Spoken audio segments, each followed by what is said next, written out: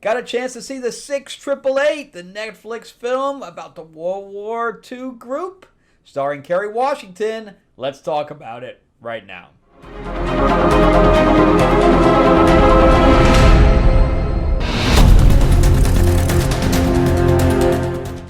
Welcome back to the channel, everyone. Thank you so much for spending time with me on this Christmas day. Yes, it's actually going to be released the day after Christmas, but I am recording this on Christmas Eve for Christmas Day night, not Eve.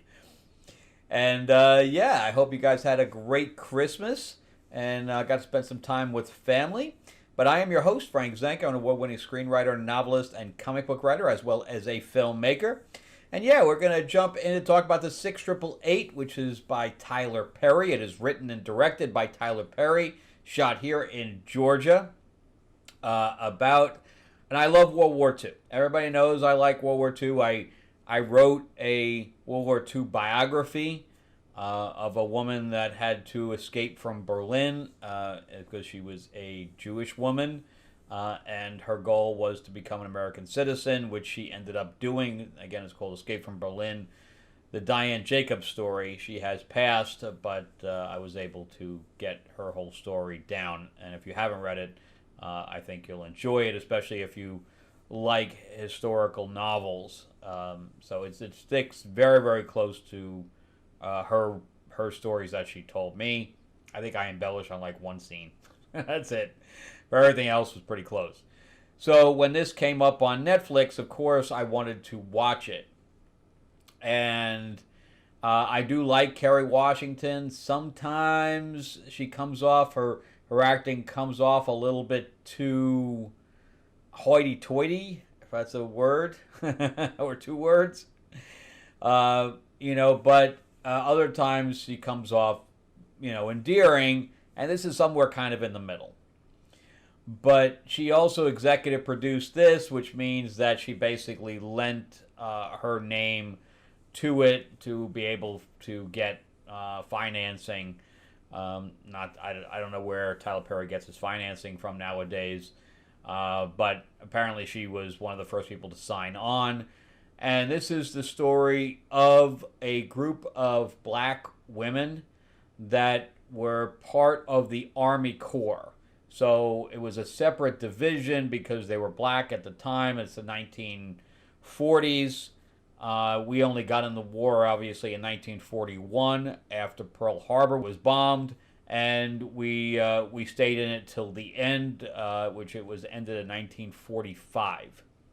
So we were only in the war for 4 years in comparison to all the other countries. But anyway, this obviously the whole civil rights movement really hasn't happened yet, and there was still this division. So the black women were separated from the white women who did a lot of things during the war, and these women were given the job of getting mail to the front lines, because the mail had just been stopped up because there was just no resources to get everything out. So from the front lines back home and from home to the front lines. So communication with their loved ones had been totally stopped and halted, which was affecting morale. So the First Lady ended up getting involved with this. I really liked the scene with the woman that was in front of the Roosevelt home, and she was literally standing there in the rain, kind of like kung fu-ish, where she would just stay out there until Eleanor came out to talk to her, and she was the one that said, I haven't heard from anyone, can you find out what's going on? And she ends up getting involved, and they really made Susan Sarandon look ugly as hell in this. I mean, she looked ancient. And Sam Waterston was playing President Roosevelt. So he was only in one scene, and thank God Oprah was only in one scene. That scene between Eleanor Roosevelt, President Roosevelt, Oprah's character, and General Holt, which is Dean Norris from Breaking Bad, which now I've seen him in 2 movies now. And that Oprah ruined that scene. She completely ruined that scene. She looked down on everyone in that, which in that period of time, her being a black woman, she would have had to be a little bit more, I mean, she was acting like it was today instead of, her having a little bit of more humility. There was no humility in her acting at all. I mean, she was like, "White boy, what are you talking about?" I mean, she didn't say those lines, but that was in her face. And I mean, of course, the general was being racist. I understand that, but that was the time. But she would not, in that period of time, she could not give that kind of look on her face that she did. And I just totally pulled me out. I mean, her acting was horrible, horrible. If all the scenes, that was the worst, and I really wish they had cut that scene out. Of course they can't. That was kind of the catalyst for everything moving forward. But anyway, the general was a dick. I completely get that, but her acting was just horrible, just horrible. So anyway, the rest of the movie has to do with them dealing with the mail. That's it. That's the whole movie, is them dealing with the mail. So we have Sarah Jeffrey in here. She was from the CW rendition of Charmed, the very bad version of Charmed. Greg Sulkin plays the love interest of Lena. I thought that most of the actors did a really good job. I didn't have a problem with any of the acting. But Greg is from The Runaways. I think that was also the CW. Maybe I don't know if it was the CW or not. But yeah, so that was The Runaways from the Marvel version there. So, and Ebony Obsidian, she's basically the lead. She's doing Lena King, and then Kerry Washington she's the major. She's over all of them, and she runs them ragged, and then finally they get this thing to do the mail. But here's the problem. We're working with and I love talking about history. This is still a story that should be told. I don't disagree with that. I don't know what the budget was here, but he had a shit ton of extras. He had all those costumes. I mean, the whole last scene is them. Well, I mean, there had to be friggin' 300-400 extras in that one scene with them marching at the end. So, I mean, the budget had to be very big. I don't know. I mean, even if he pulled every trick in the book, this was still like a $20-30 million movie. It had to be. So, which Nosferatu was $50 million, just so I can show you the difference there. And that's with him, pulling favors to get the budget down. I just can't imagine the budget being low at all. This was definitely not a $10 million movie for certain. But there was no stakes here. So 2 of the women do get killed in this, but that's because they were being stupid. I mean, just to give away the scene, there's only 2 women that die because, of course, they're sitting in an office. I mean, yes, there's no heat or anything.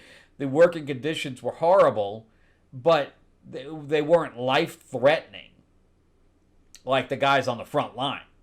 And so 2 women were driving the mail, and this guy says, "Don't go here, don't go here.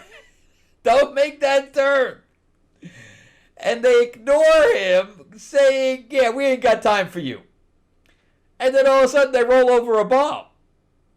And he was telling them that there was a bomb there. So, I mean, the 2 women that actually got killed was because of their own stupidity. Because I watched, Critical Drinker's reaction to it. He didn't actually watch the film. Because he named off all of these minorities and their, what they contributed to World War II. And he's like, and we're talking about the mail? And I agree with him. This was a good, little thing to talk about. But did it really deserve an entire film? based around this because there's no, again, there's no thing of saying, well, I wonder if these people are going to live, you know? No, it's nothing to do with that. It's really all about Ebony, which is Lena's character, Lena King, about her old deal is that she wanted to fight Hitler. Because her, right from the beginning, she is getting engaged to a white guy, which is the guy from Greg's character, Abram, from The Runaways. She's engaged to him. He goes off to war. He gets shot down right in the beginning, and he's dead. So she wants revenge for that, which she never really gets because she doesn't ever go fight, you know. So she ends up joining the army, and they, of course, are sent over to Europe to deal with this whole thing. So, yeah, I mean, is the story worth that when we were talking about people that were risking their lives continuously every day? I don't know. It's an interesting story. They tried to make it, you know, a slice of life about what it was like during the war for these people that were discriminated against, but it's not really a live or die high stakes movie. It's a slice of life movie.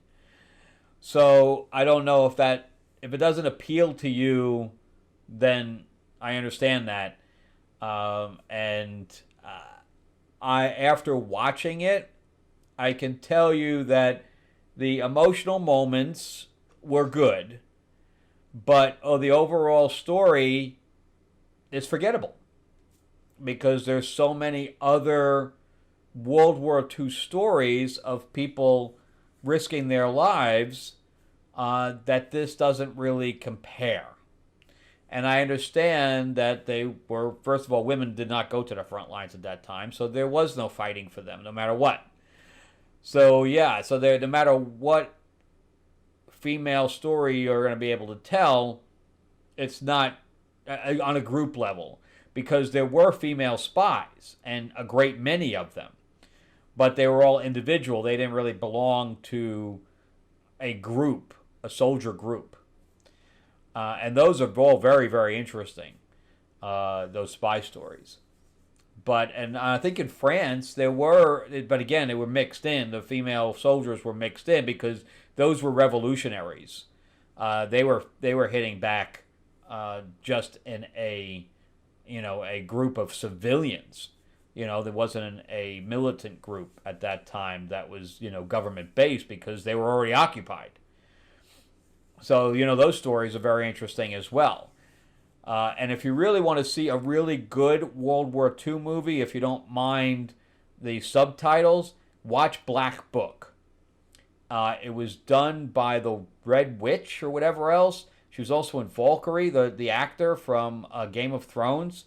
Excellent, excellent film, but it's in subtitles. It's actually a German film. And, she speaks fluent German. I think she is obviously a German actress. Very, very, it's an amazing film.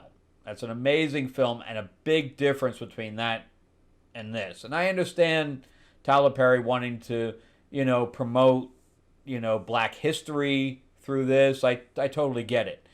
But is it worth, 2 hours of your time? That's up to you. But I'm just letting you know that the acting is very good outside of that one scene.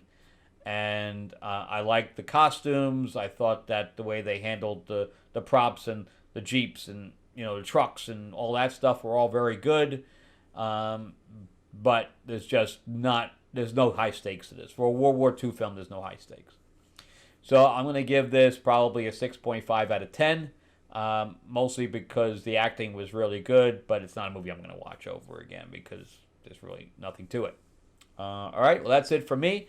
Thank you guys so much for watching. I greatly appreciate it. Remember to give me a like, give me a thumbs up if you can. And if you'd like one of my comics, I am releasing Lords of LA issue number 2 right now. It just came in the mail with my last set of covers. This is issue 1. So Marilyn Monroe is in here and stuff like that. It is a period piece type situation.